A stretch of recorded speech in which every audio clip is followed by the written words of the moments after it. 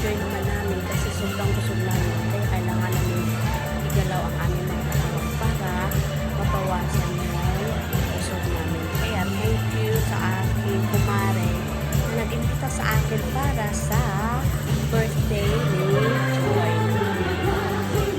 Kaya yan, ano na lang yung sinasayaw ko dyan. Basta, busog kasi kami masyado. So, mag-enjoy talaga kami. Thank you for watching and God bless. And please follow me for more videos and love, love, love. Yan, kahit anong steppings na lang ang ginagawa ko dyan. Basta, mabawasan ng busog ko. Kaming dalawa ni kumare yan. At saka, nandun si kumpare.